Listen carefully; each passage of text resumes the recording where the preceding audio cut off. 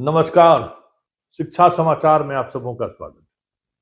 चलिए, बहुत दिनों बाद आप सबों से हमारी मुलाकात हो रही है। हालांकि चुनाव के दौरान बहुत सारे शिक्षकों से नियमित हमारी बातचीत हो रही थी, और यही वजह रहा कि जो हम लोग उम्मीद, एग्जिट पोल हमारा सबसे ज्यादा आप लोगों की वजह से एकदम जो रिजल्ट आया उसके आसपास जीविका दीदी की भूमिका, आप ही लोगों की वजह से बहुत सारी चीजें जानकारी मिली।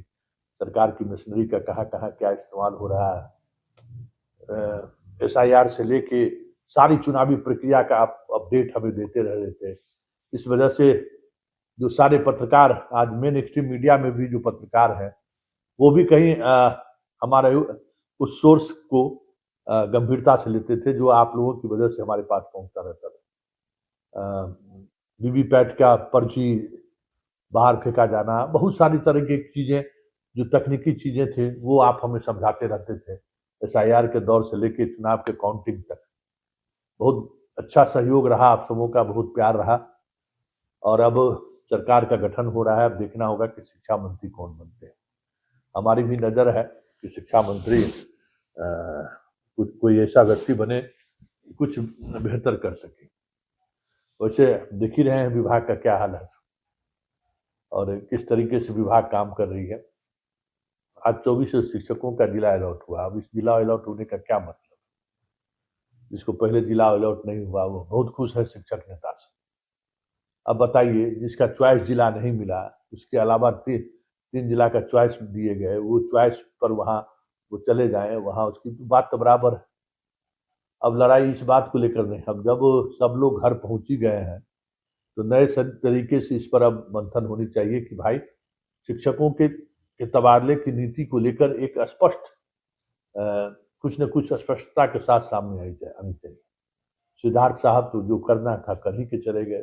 अब तो गए गए माँ 10 दिन बाकी है, 30 तारीख को अपने किए गए कामों पर पानी फेर कर चले जाएंगे। बिहार दशकों तक ये दंश झेलेगा कि किस तरीके से इन्होंने ट्रांसफर पोस्टिंग के नाम पर जो है सो बिहार की पूरी एजुकेशन सिस्टम को तबाह कर दिया। खैर, अभी वो बात नहीं है। 2-3 मुद्दों पर लगातार फोन कॉल्स आ रहे थे। जहानाबाद में हेड टीचर का पेमेंट नहीं मिल रहा है। कई जिले में जो अक्टूबर में ही जिन लोगों को पेमेंट मिलना था, जिसको ये हम लोगों ने बैठकर उसको तय कराया था कि जल्द से जल्द क्या पे प्रोटेक्शन वाला, उसमें कई जिले में जो है सो कुछ तकनीकी खामियां आई हैं, कई गड़बड़ियां सामने आई हैं।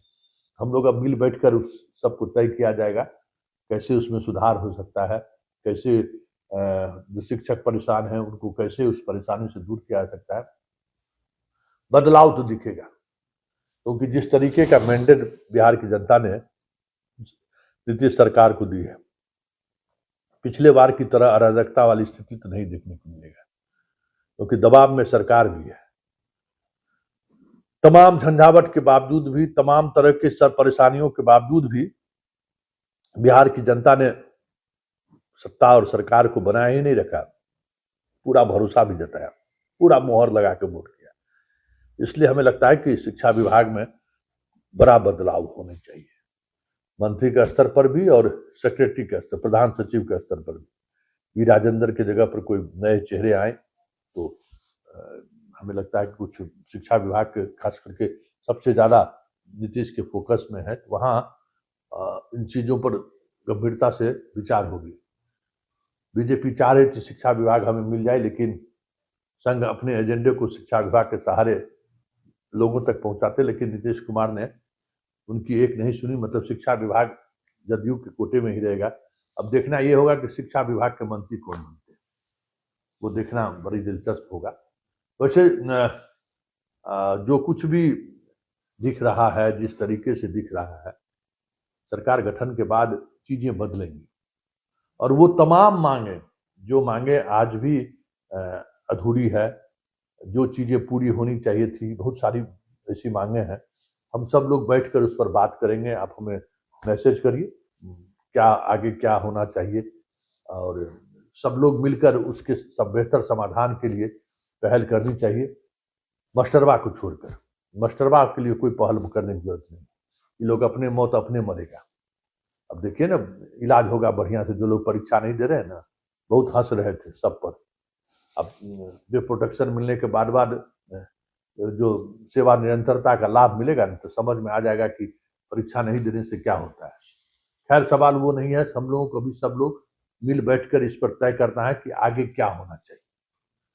एकदम पारदर्शी तरीके से इन चीजों पर हम लोग आपस में बैठकर करें कि बच्चों का पढ़ाई भी हैम्पर ना हो, बच्चों का जो सरकार की इच्छा है या जो बेहतर समाज बनाने के लिए जो शिक्षा व्यवस्था में जो चीजें होनी चाहिए, उस पर भी हमें हम लोगों को ध्यान देना है। और साथ ही उन मुद्दों को भी बीच का रास्ता निकालना है। खास करके जो शिक्षक अपने जिले से, अपने गांव से बहुत दूर है, उनको कैसे मतलब गांव के पास लाया जाए, मतलब जिले के अंदर अनुमंडल प्रखंड तक लाया जाए, इस पर बातचीत होनी चाहिए। कई और भ्रष्टाचार से जुड़े हुए मुद्दे हैं। जो एसटी हेडमास्टर साहब के जिसकी पोस्टिंग हुई है, उसको लेकर भी बहुत सारी चीजें हैं। उनको पे प्रोटेक्शन का लाभ नहीं मिला है, उनको पे प्रोटेक्शन का लाभ कैसे मिले, एक बार उस पर भी आवाज उठने। नई नई सरकार है, लेकिन सरकार कुछ करना चाहेगी, हमें लगता है कि तो उनको पे प्रोटेक्शन कैसे मिले, इस पर भी हम लोग विचार करेंगे, आपके संगठन के लोग। और ऐसी एक बात हम आपको बता दें कि ग्रेजुएट कंस्टिट्यूंसी वाला चुनाव होने वाला है।